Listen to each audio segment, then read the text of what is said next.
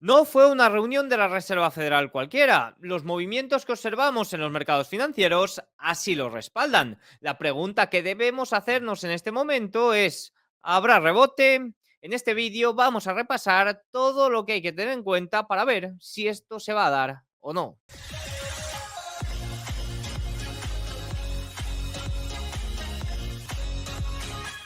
Muy buenas a todos y bienvenidos un día más al canal. Hoy es jueves 19 de diciembre de 2024 y en este momento son las 21:49 hora en España, 15:49 horario en Nueva York. Día de resaca, después de uno de los peores días de Reserva Federal que se recuerdan. Y es que muchos expertos nos lo dicen, no fue un día de Reserva Federal cualquiera. Observamos por el lado de los rendimientos americanos del Tesoro a 10 años el mayor salto desde el año 2013 en día de Reserva Federal y la mayor caída en el S&P 500 en el principal índice bursátil en 30 años en día de Reserva Federal. Evidentemente no fue un día de Reserva Federal cualquiera. En este vídeo vamos a repasar un poco qué podemos extraer de todo ello, alguna pincelada que se me pasó comentar en el vídeo de ayer y sobre todo vamos a reflexionar si, oye, podríamos tener esa recuperación en V. El año 2024 está siendo caracterizado por grandes liquidaciones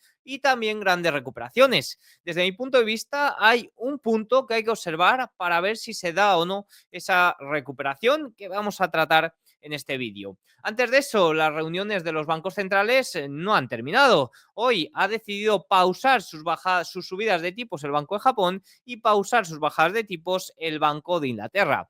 Además de todo esto, hemos conocido datos económicos en Estados Unidos que respaldan la decisión de tipos de interés o los comentarios y las proyecciones de tipos de interés de los funcionarios de la Reserva Federal en el día de ayer. Así que vamos con el vídeo. Vamos a arrancar hablando de la decisión de tipos de Japón. El Banco de Japón mantuvo su tasa de interés clave a corto plazo en alrededor del 0,25% durante su última reunión, manteniéndola en el nivel más alto desde el año 2008, que era algo que ya esperaba el mercado. Aquí la gran sorpresa habría sido si nos suben los tipos de interés de forma brusca y podría haber provocado otro terremoto en los mercados. La votación fue dividida 8-1 con un miembro abogando por una subida de tipos de 25 puntos básicos. La decisión se produjo ya que el Banco de Japón necesita más tiempo para evaluar ciertos riesgos, particularmente las políticas económicas de Estados Unidos bajo el mandato de Donald Trump y las perspectivas salariales para el año que viene. Esto de las perspectivas salariales no se conocerá hasta marzo, pero bueno, siempre lo mencionan, la verdad. Con respecto a los comentarios que llevó a cabo el gobernador, me marco dos, sobre todo, que es un poco estimaciones de lo que puede hacer en enero, ¿no? La decisión de enero será holística y se basará en datos disponibles. Y nos dice también, es difícil decir si los datos que se recibirán serán suficientes para justificar un aumento en enero. Sinceramente, creo que viendo la evolución de los salarios y la evolución de la inflación, van a tener que seguir subiendo los tipos de interés, al menos una subida más. ¿Qué ocurre? Que no pueden subirlos mucho más, no pueden llevarlos mucho más adelante. ¿Por qué? Porque el Banco de Japón y el gobierno de Japón es que son zombies prácticamente. O sea, es una situación la que tiene Japón, que no hay libertad o no hay movimiento prácticamente para ningún lado. Están entre la espada y la pared, tanto el Banco de Japón como el gobierno, y por tanto no pueden hacer otra cosa. Hemos observado cómo el dólar el día de hoy ha vuelto a su nivel más elevado frente al yen japonés desde julio. Con respecto a la subida o no de tipos del Banco de Japón, sí que es cierto que quiero comentar todo este tema del carry trade.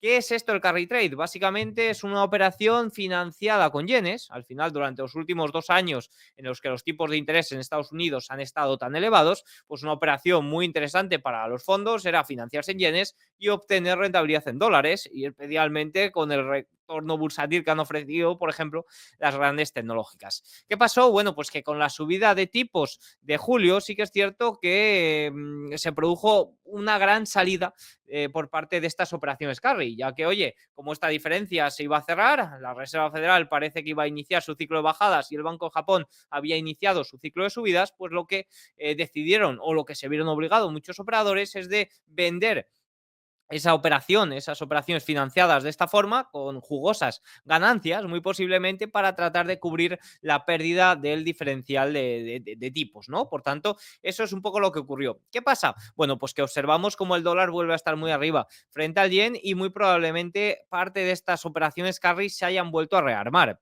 El 5 de agosto se liquidó aproximadamente 70-75%. Probablemente dentro de ese 30, 25, 30%, pues todavía quede algo que en caso de que el Banco de Japón lleve a cabo una política de una forma muy brusca, pues se venda de forma rápida. Esto afectaría especialmente a tecnológicas, en este caso, por ejemplo, Nvidia creo que es una de las que más perjudicadas se podría ver. Pero bueno, no debería de ser algo como el año 2000, o sea, como lo que ocurrió, perdón, el 5 de agosto, pero creo que es importante reseñarlo. Si nos vamos a Inglaterra, el Banco de Inglaterra ha mantenido los tipos de interés en el 4,75%. Era algo que también esperaba el consenso. El Comité de Política Monetaria votó 6-3 a favor de mantener los tipos. Eso sí, se esperaba un 8-1. Estuvo más reñida la cosa de lo que se esperaba. Los operadores se suman a las apuestas de relajación del Banco de Inglaterra y ven 58 puntos básicos de bajada para el próximo año. La inflación, el crecimiento de los salarios y algunos indicadores de las expectativas de inflación habían aumentado recientemente, lo que ha reafirmado o lo que ha ayudado a tomar esta decisión. Hay que tener una cosa en cuenta con respecto al Reino Unido y es que hasta abril del año 2025 no vamos a poder obtener datos de inflación interanuales comparados con datos cercanos al 3%. Es decir, estamos observando ahora datos interanuales que se están comparando con datos superiores al 3,8%. 3,9, 4%, no recuerdo muy bien, pero por ahí está. Es decir, se está comparando, el efecto base todavía tiene mucho efecto, ¿no? Al final, para que podamos contar, lo que yo llamo estabilizar la inflación, ¿no? Y ver dónde se estabiliza, todavía tendríamos que esperar hasta abril. Y evidentemente lo más probable es que se estabilice pues superior, por encima de, por ejemplo, la estabilización que tiene la eurozona, que ahora mismo es entre el 2 y el 2,5%, ¿no? Yo creo que Reino Unido, sin ninguna duda, es la región un poco que más retrasada va con todo este tema de la inflación. Por tanto, no os voy a mentir, me parece una opción bastante interesante o bastante positiva la que han decidido llevar a cabo por parte del Banco de Inglaterra, sabiendo que no está estabilizada la inflación. En Estados Unidos, por ejemplo, ya lleva unos cuantos meses estabilizada. Reino Unido no pueden hablar de lo mismo. Veremos a ver también próximos datos en Reino Unido, porque la verdad la situación presupuestaria y demás hay bastante inestabilidad, al igual que en otros países de la eurozona, pero en Reino Unido también incluso me atrevería a decir que más. Si nos vamos a los datos que hemos conocido el día de hoy en Estados Unidos, hemos conocido el dato de Producto Interior Bruto final del año o del tercer trimestre del año 2024. Las estimaciones, tanto la primera como la segunda, habían mostrado un crecimiento anualizado del 2,8% y fíjense que ahora el crecimiento o la tasa anualizada ha sido del 3,1% por encima de las estimaciones preliminares. Si miramos el desglose, observamos que el consumo personal contribuyó a un 2,48% de ese 3,1%. Es decir, prácticamente es el color naranja, que es el consumo personal. Fíjense qué diferencia, por ejemplo, con España, que ha mostrado un crecimiento anualizado muy similar durante el último trimestre, pero en lo que el gran responsable de ese crecimiento del Producto Interior Bruto en España es el gasto público. En Estados Unidos es el consumo privado. Evidentemente hay una grandísima diferencia. ¿Que me puedes decir, sí, un consumo privado estimulado por unos déficits del 7%? Totalmente de acuerdo, pero pasa por manos del consumo privado y son ellos los que deciden si gastarlo o no. Esto es una gran diferencia, sobre todo a la hora de estimular o de ver cómo ese crecimiento económico puede trasladarse, ¿no? Puede mostrar crecimiento a nivel económico. Al final, si es un crecimiento muy impulsado por gasto público, es un crecimiento que apenas repercute, que apenas se observa dentro de la sociedad. La inversión fija sumó 0,38% frente al 0,31% de la última estimación. Cambio de inventarios privados restó 0,22%, comercio neto restó 0,43% y el consumo del gobierno se mantiene sumando un 0,86% más o menos. El principal punto es el consumo privado, como hemos observado, y el segundo punto importante o fuerte en el tercer trimestre fue el gasto público. Un dato relevante es que por primera vez desde febrero de 2022 los principales indicadores adelantados de The Conference Board fueron positivos en noviembre. Fíjense, gracias a los permisos de construcción que saltaron considerablemente y los precios de las acciones, que evidentemente han tenido un muy buen rally hasta el día de ayer, fueron los mayores contribuyentes positivos al índice principal, mientras que los nuevos pedidos del ISM y la curva de rendimiento fueron lastres notables. Con la ganancia de noviembre, el indicador adelantado de Conference Board ya no espera recesión inminente. Y me sorprende porque este indicador ha estado mostrando recesión prácticamente desde el año 2022. Y es que si observamos, desde el año 2022 prácticamente todos los indicadores de recesión han fallado, todos, de una forma estrepitosa.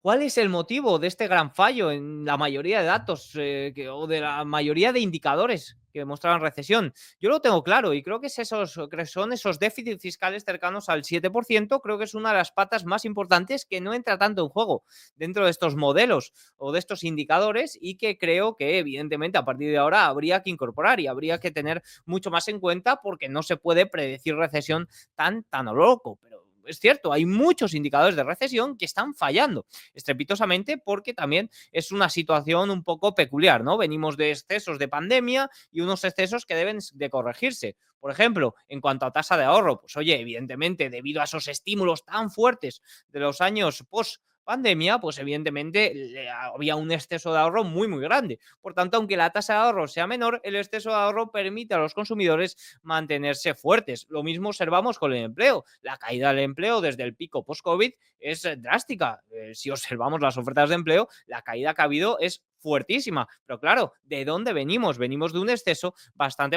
grande. Por tanto, todo yo lo compararía con los datos pre-COVID. Pero este tema de del déficit fiscal es muy importante y sobre todo cobra gran importancia a partir de ahora, porque la nueva administración Trump quiere reducir este déficit de casi el 7% a solo el 3% en solo 4 años. ¿Qué va a pasar con la economía? ¿Habrá desaceleración económica si mete tal tijeretazo? Yo sinceramente creo que no lo va a poder llevar a cabo sin una recesión, sin una desaceleración económica. Pero oye, estoy expectante de ver cómo evoluciona esta situación. Si observamos otro punto relevante del día de hoy, las solicitudes iniciales de desempleo en Estados Unidos han caído, fíjense, en 22.000 y, oye, la línea azul se mantiene todavía en niveles bastante bajos. Con solicitudes iniciales semanales nos vamos a los despidos. Por tanto, los despidos están controlados. Sí que es cierto que las contrataciones se están enfriando considerablemente durante los últimos meses. Ahora mismo el número de solicitudes continuas, es decir, de nuevas contrataciones, pues se encuentra en máximos de solicitudes continuas de desempleo, es decir, personas que no tienen contrataciones, pues se encuentran en este momento en máximos de 3 años. Básicamente, solicitudes iniciales, a mí lo que me dice es, oye, los despidos, ¿no? Al final, despedir es mucho más caro, por tanto, de momento se mantiene muy bajo. Y solicitudes continuas, pues me dice, oye, si está habiendo o si la actividad de contrataciones está mejorando o no.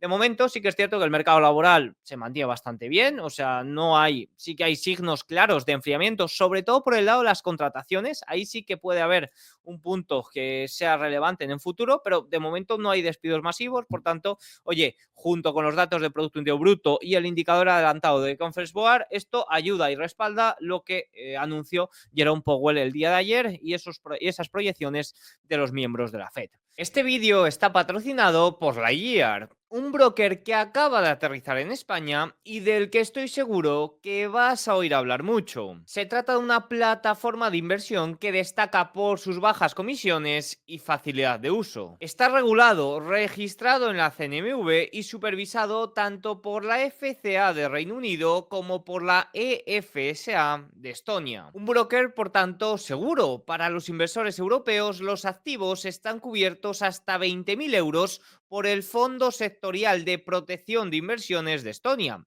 Si tienes inversiones en valores estadounidenses, tus activos están protegidos hasta $500.000 a través del SIP. Hay que tener en cuenta que se trata de un broker y por tanto estos esquemas no protegen ante la posible pérdida de valor de tus inversiones. Respecto a esto, es importante conocer que tus inversiones están salvaguardadas y se mantienen separadas de los activos de la Lightyear. por lo que estarían protegidas incluso ante la posible quiebra de la IGR y podrían traspasarse a otro broker. La IGR tiene dos instrumentos interesantes. En primer lugar, las carteras de ahorros, inversión en fondos monetarios de forma sencilla, que en este momento, a fecha de 13 de diciembre, está ofreciendo un 3,20% TIR de rentabilidad. Esta rentabilidad varía basado en las condiciones de mercado y la decisión de tipos del Banco Central Europeo. Y en segundo lugar, ofrece más de 3.700 acciones y ETFs de una gran variedad de mercados. Sus tarifas son muy competitivas para acciones y están exentas de comisiones de ejecución para los ETFs, lo que hace a esta plataforma muy atractiva para operar este tipo de instrumentos. Si no sabes lo que son los ETFs o te interesa aprender a invertir con ellos a través de la IGR, he creado un vídeo gratuito donde te muestro cómo. Si estás interesado en ello, revisa los enlaces de la biografía y recuerda que con cualquier inversión tu capital está en riesgo. Así que ya no vamos a esperar más, vamos a meternos de lleno a reflexionar sobre el movimiento que vimos el día de ayer. Lo primero, ¿qué fue lo que realmente asustó el mercado, tanto en renta variable como especialmente por el lado de la renta fija? Fíjense, ya he dicho en la introducción, no fue un día de la Reserva Federal normal. Los rendimientos a 10 años vuelven ampliamente a situarse por encima del 4,5% y cercanos al 4,60%, registrando el mayor aumento de los rendimientos a 10 años en un día de la Reserva Federal desde el año 2013. Aquí podemos observar el rendimiento americano a 10 años y cómo, fíjense, 4,57% el día de hoy. Aquí la cuestión no está en que la Reserva Federal pronosticara solo 50 puntos básicos para el año 2025. Eso, como ya comenté en las previas a esta reunión, estaba totalmente descontado. Incluso lo filtró Tim Iraos hace 3-4 días. Tim Iraos es el portavoz no oficial de la Reserva Federal, por así decirlo. Es editor dentro del Wall Street Journal y es el que usan los miembros de la Reserva Federal para anticipar qué es lo que va a pasar. Siempre acierta. Y esta vez también acertó. ¿Qué ocurre? Que lo que no estaba descontado para nada era que se pronosticaran solo 100 puntos básicos de bajada para el año 2026. Es decir, 2 puntos básicos o 25 puntos básicos de bajada en 2025 y solo 25 puntos básicos de bajada extra en el año 2026. Esto significa que en 2 años solo van a bajar los tipos de interés 100 puntos básicos. Esto significa que la tasa neutral, esa tasa federal esperada, se sitúa por encima del 3%, en el 3,25-3,5%. Esto es lo que no estaba descontado por parte del mercado, como ya mencionaba en el vídeo de ayer. Otra cosa que va muy ligado a esto es el repunte de la inflación en 2025. Fíjense, las estimaciones de inflación para el año 2024 son de 2,4%, pero para el año 2025 estiman 2,5%. Es decir, estiman que en el próximo año la inflación repunte. Evidentemente, esto fue lo que verdaderamente sorprendió al mercado, como digo, especialmente de renta fija. La renta variable sí que es cierto que reacciona de otros modos y puede sobrereaccionar o no sobrereaccionar a ciertas cosas, pero la renta fija no falla. Al final, esta reacciona porque no lo tenía totalmente descontado esto. Como he dicho, esto significa una tasa neutral del 3,25-3,50%. Mejor dicho, que los tipos de interés van a mantenerse ampliamente por encima del 3% por lo menos 2 años más. Esto es lo que se está descontando. Recuerde que los rendimientos a 10 años hay que sumar una prima de duración de aproximadamente 100 puntos básicos. Por tanto, de ahí que los rendimientos a 10 años se vayan al 4,5-4,75%, porque están descontando una tasa neutral del 3,25-3,5%, ¿no? Al final hay que incorporar esa prima de duración. Tú estás financiando al gobierno de Estados Unidos, pero te tienes que llevar un jugoso interés o una prima de interés mayor que hacerlo a las tasas federales, ¿no? Esto es importante y de ahí es como se explica un poco ese salto que hemos visto en los rendimientos americanos a 10 años. Como sabemos que el mercado descuenta lo loco, probablemente se vaya más arriba aún. Otra cuestión aquí es que sabiendo que las estimaciones y la tasa neutral hipotética, es decir, este 3,25, 3,5 que acabamos de mencionar, que están proyectando en este momento, no se equivoquen. Esto va a cambiar. Esta no es la tasa neutral esperada. Esto cambia. Recordemos que en septiembre era mucho menor. ¿no? Por tanto, o en las proyecciones de hace 6 meses de verano era muchísimo menor. De ahí observamos grandes caídas en los rendimientos. Evidentemente, esto, las proyecciones, sirve exclusivamente para estos movimientos que se dan tras reunión y cambios de tendencia y que generalmente suelen generar o suelen provocar por el lado de la renta fija ciertas oportunidades. Ahora, evidentemente, está todo echado al lado en contra, es decir, al lado de la tasa neutral va a ser muy elevada y ya lo está descontando, y por tanto ahora, en caso de que tengamos datos de inflación inferiores a lo esperado, sobre todo por el lado subyacente, pues ojo, porque podríamos ver reversiones, ¿no? Al final esto va así, descuenta a lo loco una cosa y luego puede descontar a lo loco otra. Lo claro es que en este momento estamos en el punto contrario que estábamos a inicios del año 2024. Recuerden que hace justo un año se estaban descontando 6-7 bajadas de tipos para el año 2024. Ahora se están descontando solo 2 para el año 2025. Estamos justo en el punto contrario de restricción con respecto a, oye, la expansión que estábamos observando hace un año. Ni tanto ni tampoco. Tened en cuenta esto, que esto de las tasas neutrales va a cambiar mucho y que estos movimientos son los que generan también ciertas oportunidades, como digo, especialmente por el lado de la renta fija. Más cosillas del día de hoy, tenemos que hablar de los aranceles. Vamos camino de un gran cambio en cuanto a materia fiscal se refiere. Trump es muy pro mercados, pero también es muy pro comentarios, y estos no siempre sientan bien al mercado. Tenemos que cambiar de una administración totalmente silenciosa a una administración totalmente ruidosa. El principal tema sobre la mesa son los aranceles. El presidente de la Reserva Federal dijo ayer durante su conferencia de prensa que el análisis de escenarios sobre aranceles publicado en 2018 era buen punto de partida para pensar en los posibles planes de Trump esta vez. Señaló que hay tantas incertidumbres que la Fed no está incorporando los aranceles en sus proyecciones en este momento, pero que fue útil haber realizado este análisis previamente. Ojo, porque cuando dijo esto, el mercado se metió un buen rejón, cayó aún más. ¿Por qué? Porque este aumento de inflación para el año 2025 está o se está esperando incluso sin descontar el impacto de los aranceles. Es algo que supone mayor inflación aún. Los escenarios publicados en septiembre de 2018 formaron 2 de las 7 situaciones económicas diferentes que la FED estaba considerando en ese momento. Los 2 escenarios abordaban un gran aumento generalizado de las barreras comerciales, de los aranceles. En uno de ellos, la FED reacciona ante las consecuencias inflacionarias y en el otro las ignora, considerándolas un impacto temporal. La conclusión es que los escenarios favorecen a la postura de la FED de ignorar el impacto de aranceles. Sin embargo, hay un pero. Esto solo es viable si las expectativas de inflación están bien ancladas. En 2018, la Fed había experimentado casi una década de inflación por debajo de su objetivo. Hoy en día, es incierto si la Fed se atreverá a mencionar nuevamente la palabra transitoria. Básicamente, aquí tengo los dos modelos, podéis verlos luego en el informe, que son bastante largos, pero básicamente ambos modelos lo que nos indican es un repunte por el lado de la inflación, sobre todo por el deflactor de la inflación subyacente provocado por estos aranceles y por los aranceles que te van a imponer los países, como contrarrestar para los aranceles que tú les has puesto. Al final genera un aumento de inflación y al final esto, con una inflación totalmente controlada, pues ok, pero ¿qué ocurre en esta situación? Pues que la inflación de los servicios está ampliamente por encima de los objetivos y ojo, porque la inflación de los bienes está volviendo a repuntar. Sí que es cierto que uno de los objetivos de la administración Trump es ser totalmente autosuficiente, sobre todo por el lado del petróleo, con la ampliación de la producción de barriles. Pero oye, todo lo que importes va a tener, evidentemente, un arancel extra porque tú vas a poner aranceles. Por tanto, todo el tema arancelario, de momento, hay mucha inestabilidad sobre ello. Al final, Donald Trump hace unas amenazas que luego muy probablemente no se puedan llevar a cabo, pero sí que es cierto que es algo con lo que el mercado y sobre todo el mercado reacciona de una forma muy inestable por todo esto, o ligado a todo esto a la Reserva Federal, porque no se sabe muy bien qué es lo que hay que esperar.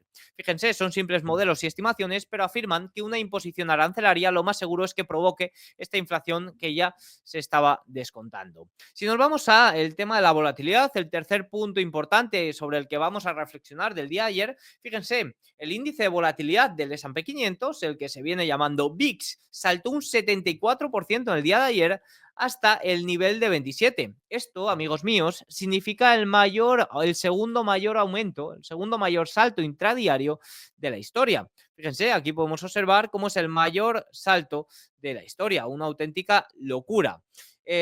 Vaya año llevamos con el VIX, totalmente. Recordemos que en agosto se fue hasta 65, una auténtica locura. Y ahora vamos a explicar un poco el por qué está teniendo estos movimientos tan fuertes el VIX. Importante, el VIX es una medida del tanto por ciento de volatilidad anualizada, por lo que decir que subió un 74% es un poco engañoso. El salto de 10 a 17 no es lo mismo que el de 40 a 69. Fíjense, las expectativas de volatilidad diaria en el primero son de 0,45, mientras en el segundo salto es de un 1,85%. Un gran impacto, ¿no? Al final esto nos habla sobre todo de cómo hay que hablar del VIX. Hablar de porcentajes de salto a mí no me gusta por esto, especialmente porque no significa lo mismo. Recuerden que el VIX se estaba disparando en las últimas semanas. Recuerden que comentábamos por aquí uno de los factores negativos para el rally de Navidad, que era que el VVIX, que son las opciones sobre el propio índice del miedo, sobre el propio VIX, se estaban disparando. Aquí podemos observar cómo había una gran divergencia. El VIX se mantenía en niveles históricamente bajos y el VVIX, las opciones sobre el VIX, saltaban hasta incluso superar los 100, que es un primer nivel de miedo, ¿no? Bueno, pues fíjense cómo rápidamente, oye, los avisos del mercado respecto a la volatilidad, que no siempre tienen que implicar caídas en el S&P 500, pues rápidamente fíjense que se ha corregido. El VVIX y el VIX ya vuelven a estar muy cerquita y esa divergencia se ha corregido. Muy importante observar en los mercados de volatilidad. No siempre tiene por qué implicar caídas, correcciones en la renta variable, pero sí que es cierto que, oye, cubrirse cuando el VIX está tan bajo es muy barato y te puede salvar de alguna situación como por ejemplo esta. La volatilidad del Nasdaq sufrió su mayor aumento diario desde la pandemia. ¿Qué significa todo este aumento de volatilidades? Bueno, pues fíjense, un aumento de un día, el segundo más grande de la historia después de febrero de 2018, lo que habla es de uno, punto de partida muy bajo para la volatilidad implícita del S&P 500 a corto plazo. Esto ya lo hemos comentado, incluso esto lo dicen desde la mesa de trading de Goldman, que fueron los que lanzaron ahí ese paper que también comentábamos por aquí con ciertos gráficos de, oye, comprar VIX está muy barato. No sabemos si tiene por qué implicar una caída en las acciones, pero, oye, cubrirse cuesta muy poco y puede ser útil. Y luego un mercado de valores con un funcionamiento menos saludable. Estoy totalmente y os voy a explicar por qué este comentario de un mercado menos saludable. Fíjense, el VVIX en 123 y el VIX en 23, que es la corrección que está teniendo en estos momentos, son mercados aún alterados. Pero bueno, sí que es cierto que los picos de volatilidad tienden a desaparecer, pero existen problemas estructurales en el mercado que indican un funcionamiento menos saludable. Y lo hemos observado con ya ciertos saltos un poco inusuales para las caídas que se están viendo en la renta variable. Y es debido especialmente al apalancamiento masivo y el ansia de convexidad que ha creado riesgos complejos de derivados que son difíciles de cubrir. Básicamente nos están diciendo que los mercados de apalancados y también, como comentaba en numerosas ocasiones, los mercados de opciones están cambiando mucho este negocio y están provocando estos saltos, estas liquidaciones tan rápidas que se están observando y que hemos visto claramente este año 2024. El crecimiento de los ETFs apalancados se ha disparado. Estas estrategias compran mecánicamente cuando los mercados suben y venden mecánicamente cuando bajan, independientemente de la liquidez fundamental y sentimientos. En definitiva, la volatilidad ya estaba mostrando divergencias, cubrirse era muy barato y eso sí, no podemos decir lo mismo ahora. En definitiva, los mercados apalancados están cambiando el juego, especialmente la volatilidad. Quizás deberíamos de acostumbrarnos a estas grandes liquidaciones, a estos grandes saltos que oye, quizás no están respaldados por ese movimiento de las acciones, por ese miedo a las acciones, pero debido a los mercados de opciones apalancados, pues provocan estos grandes saltos y te pueden llevar la cuenta, ¿eh? Mucho cuidadito con todo ello. Y por otro lado, eso de cubrirse cuando puedas, cubrirse cuando es barato, una vez más, es bastante útil porque ahora mismo cubrirse es bastante caro ante una corrección aún mayor del mercado. Sobre todo cubrirse en caso de que tengas una estrategia más especulativa, en caso de que vayas muy largo de opciones, pues ayer te pudieran o te podían haber fastidiado bastante y cubrirse pues puede ser útil. Y ya por último vamos a hablar o vamos a reflexionar sobre la reacción que vimos en el mercado. Fíjense, en primer lugar, el S&P 500 perdió niveles muy importantes, incluso en gran soporte de los 5.900. El Nasdaq sí que es cierto que apoya en los máximos o que apoyó en los máximos de primeros de noviembre. De momento, una fase correctiva sin más, que observando la amplitud ya llevaba unos días pidiendo. La salud del mercado creo que llevaba 12 días consecutivos siendo negativa, la racha más larga en 100 años. Aquí lo sorprendente no es que el mercado se mantuviera en máximos históricos, es que no estuviera ya en una gran corrección. Fíjense, las acciones estadounidenses acaban de experimentar su segundo peor día dentro de la línea de amplitud de avances y caídas desde junio de 2022. Es decir, desde junio de 2022 nunca antes más valores habían caído de los que habían subido dentro de, en este caso, no sé si es el New York Stock Exchange o el S&P 500. Pero bueno, básicamente la amplitud ya nos estaba advirtiendo durante las últimas sesiones de que algo iba mal, que no podía pasar nada, pero oye, algo iba mal y generalmente un periodo tan largo acostumbra a grandes correcciones, a que ya estábamos en grandes correcciones, no a que las iba a provocar. El tanto por ciento de valores de S&P 500 por encima de la media de 20 sesiones, fíjense, fue ayer del 8%. Esto se trata de una caída muy generalizada que ocurre muy pocas veces en el año. Fíjense que evidentemente estamos en un mercado alcista muy fuerte, pero este año solo podríamos irnos a lo que ocurrió en abril. Fíjense que ni siquiera en agosto vimos una caída tan generalizada.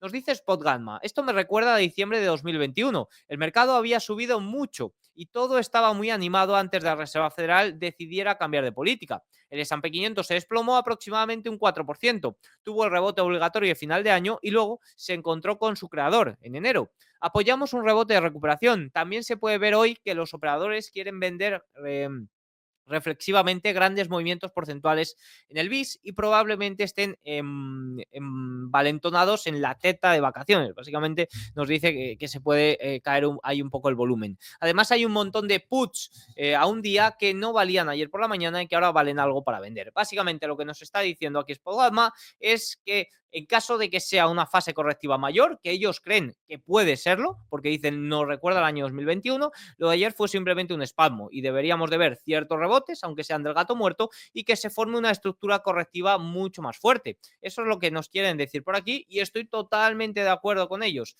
Creo que lo de ayer fue simplemente un espasmo. Ahora vamos a ver si el rebote se produce en forma de V, como venía ocurriendo. Oye, si por ejemplo no puede recuperar niveles importantes y la fase correctiva es mucho más obvia.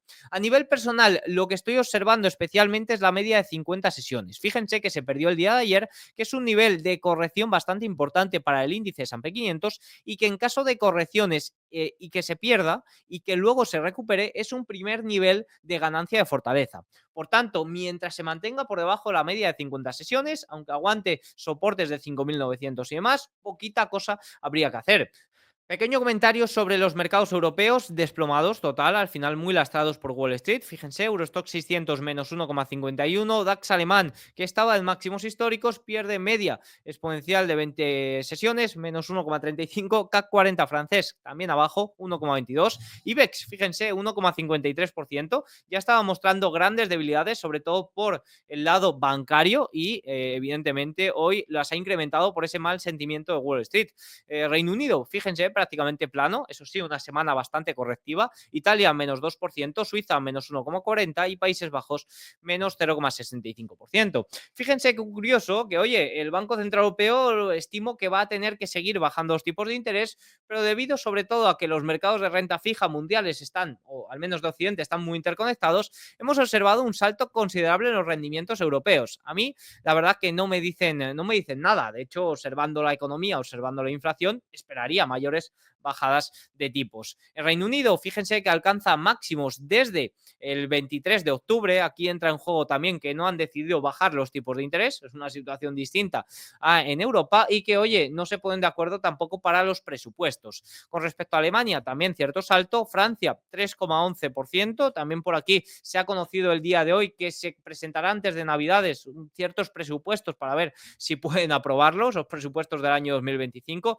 Un punto importante porque hace que el diferencial, fíjense, entre el rendimiento del bono francés y el alemán sea bastante amplio, incluso, fíjense, cercano al griego. Si nos vamos a Asia, hemos observado evidentemente también grandes debilidades un poco derivadas de Wall Street. Fíjense que el Nikkei japonés menos 0,69, Nifty indio menos 1,02% y en China sí que es cierto que después de la corrección de esta semana más o menos plano. Pero fíjense que, oye, los valores tecnológicos de China cotizados en Wall Street, oye, ayer reaccionaron mal y hoy tampoco es que hayan recuperado. Por tanto, de momento, grandes debilidades también por el lado chino. Si nos vamos ya a Wall Street, evidentemente hemos comentado mucho, pero fíjense que el día de hoy ni siquiera puede cerrar en positivo. Dow Jones menos más 0,04%, S&P 500 menos 0,09%. Fíjense que esta media de 50 sesiones de la que les hablaba ha funcionado bastante bien como resistencia al día de hoy. De momento, hoy, ojo, perdiendo 5.867. Rebote habrá.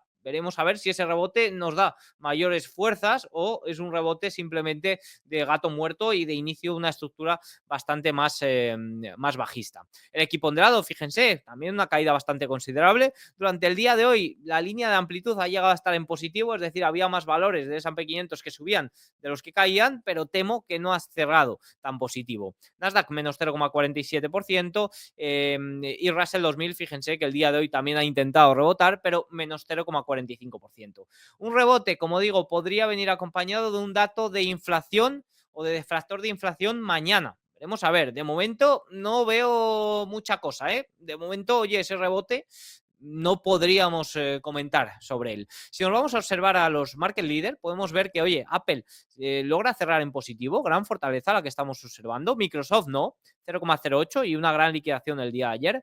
Nvidia ayer no cayó tanto, al final ya venía corrigiendo un 15% y ayer intentó salvar un poco los muebles y hoy parece que también, pero fíjense por debajo de nivel 135, que es un nivel cuanto menos importante, es un nivel de resistencia importante. Google sin apenas cambios el día de hoy después de liquidaciones de ayer. Amazon ha tenido un gran salto, es una de las que más fortaleza está mostrando. Meta un poquito más de lo mismo y Tesla pues también está mostrando cierta fortaleza. Ayer tampoco cayó tanto y Tesla muestra cierta fortaleza. Sin ninguna duda, los más afectados han sido las pequeñas compañías. Fíjense que por aquí tengo que el Russell 2000 lleva casi 800 días seguidos sin alcanzar máximos históricos. Se trata de la racha más larga en los últimos 13 años y evidentemente aquí lo que beneficia especialmente es el ciclo de bajadas de tipos. Si este ciclo de bajadas de tipos se ralentiza, esto es un varapalo bastante grande para las pequeñas compañías. Fíjense, por ejemplo, algunos valores que tenía en cartera. Poco decir que UPS ha saltado evidentemente el stop, Trap también ha saltado el stop, Net, ojo, se mantiene bastante fuerte por encima de media exponencial de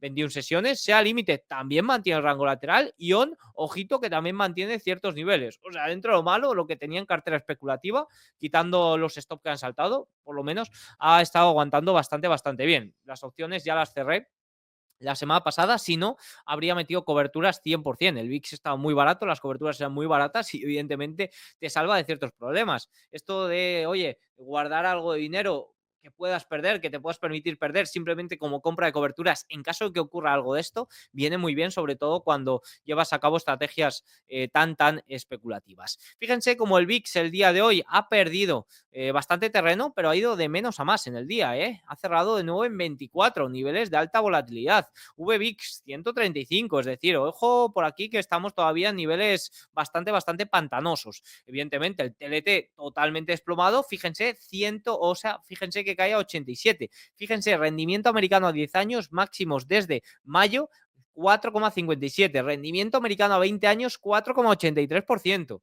Evidentemente, no tengo que decir nada, pero aquí el ratio beneficio-riesgo vuelve a estar bastante interesante. Ahora mismo se está descontando como locos lo contrario, que apenas va a haber bajadas de tipos y que la tasa neutral, la tasa federal esperada, va a ser del 3,25. Recordemos que mañana se estima, que ahora lo vamos a ver, un deflactor de inflación intermensual del 0,13%, que la inflación de servicios está avanzando correctamente, que los últimos datos de inflación han repuntado sobre todo por el lado de los bienes. Los servicios en el último mes han estado bastante positivos. Ojito porque estamos en el punto contrario y eso puede generar ciertas oportunidades de nuevo. Dicho esto, yo no soy de cazar suelos, ojo, que caiga hasta donde quiera, que haga acumulación y luego por ahí podríamos ver si hay algo interesante. Me estimo que por el lado de opciones, yo ya tenía algunas para el año 2025, vuelve a haber algo interesante por ahí. Con respecto al oro, el oro cayó ayer un 1 y pico por ciento. Estoy preparando un vídeo para el sábado sobre el oro y la tesis del oro y cómo puede afectar un poco la nueva administración. Por tanto, ya haré más comentarios sobre ello. La plata sin momentum ninguno, al igual que el oro. Y el Bitcoin, fíjense que ha perdido el día de hoy el soporte de los 100.000 puntos. Al final, Bitcoin tiene una correlación bastante elevada como activo de riesgo. El dólar ha tenido una apreciación bastante grande y evidentemente eso termina afectando al Bitcoin. Fíjense, el dólar en su mayor nivel desde el año o de este año 2024 y su mayor nivel desde noviembre del año 2022. fíjense, frente al euro, ojo, va a la paridad. Y es que yo no tengo ninguna duda de que en algún momento llegará a la paridad, un poco por el diferencial económico que se está observando en la economía europea y en la economía estadounidense. Dicho esto, un pequeño comentario para mañana. Pues fíjense, tenemos datos de inflación en Japón, importante después de esta decisión de no subir los tipos de interés, ventas minoristas en Reino Unido y en Estados Unidos, fíjense, deflactor de la inflación y se espera un incremento del 0,15 para el general y 0,13 para el subyacente. Son datos bastante positivos. Son datos que no irían muy en línea con lo que hizo la Reserva Federal el día de ayer. Pero evidentemente son datos tan bajos. ¿Por qué? Porque la inflación ahora mismo, aunque los servicios se mantienen por encima de lo esperado, va en buena dirección.